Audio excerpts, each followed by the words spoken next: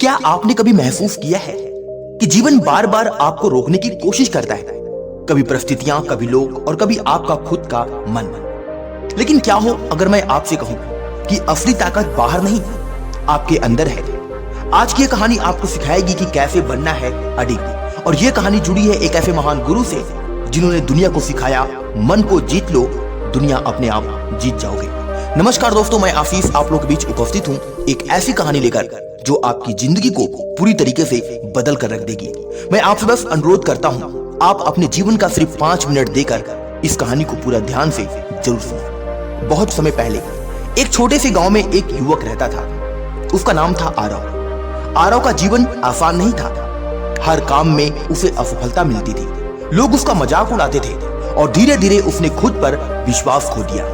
एक दिन पूरी तरह टूटकर उसने आसमान की ओर देखा और कहा, भगवान, क्या मैं इतना कमजोर हूं कि कुछ भी नहीं कर सकता?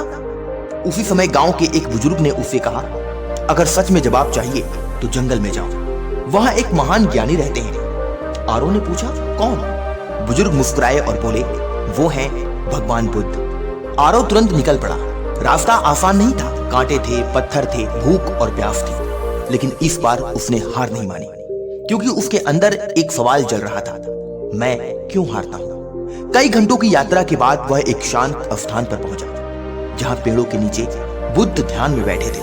आरव उनके पास गया और टूटे हुए स्वर में बोला, भगवान, मैं हर जगह हार जाता हूं, मुझे हर बार असफलता मिलती है।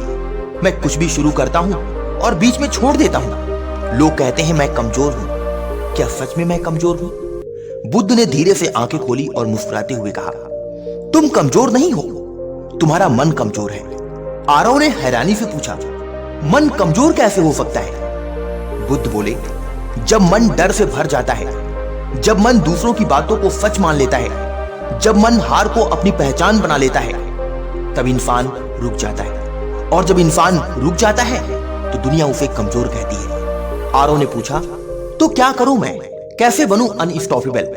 बुद्ध ने पास में रखे एक पत्थर को उठाया और उसके हाथों में देते हुए कहा, इसे तोड़ो। आरव ने पूरी ताकत लगाई, लेकिन पत्थर नहीं टूटा।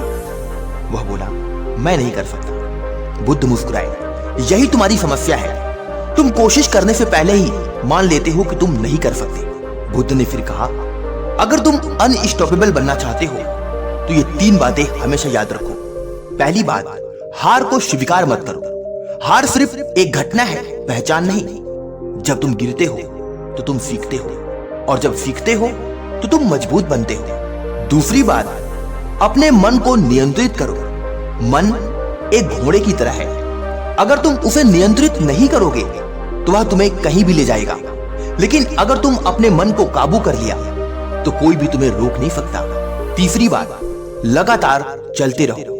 अडिग लोग वो नहीं होते जो कभी नहीं गिरते, बल्कि वो होते हैं जो हर बार गिरकर उठते हैं। आरव ने उन बातों को अपने दिल में उतार लिया और वापस अपने गांव लौट गया। इस बार उसने छोटे छोटे कदम उठाने शुरू किए। हर दिन थोड़ा थोड़ा काम, हर दिन थोड़ा थोड़ा सुधार। जब वह गिरता तो खुद से कहता, यह अंत नहीं, यह सीख है। धीरे धीरे लोग नोटिस करने लगे। जो लड़का पहले हार मान जाता था, अब वह रुक ही नहीं रहा था। लोगों ने उसका मजाक उड़ाना बंद कर दिया और उससे सीखने लगे। एक दिन वही आरव जो खुद को कमजोर समझता था, अपने गांव का सबसे मजबूत और आत्मविश्वासी इंसान बन गया। लेकिन उसकी सबसे बड़ी जीत यह नहीं थी। उसकी सबसे बड़ी जीत थी, उसने अपने मन को जीत लिया था। कई साल बाद आरव फिर से बुद्ध के पास गया।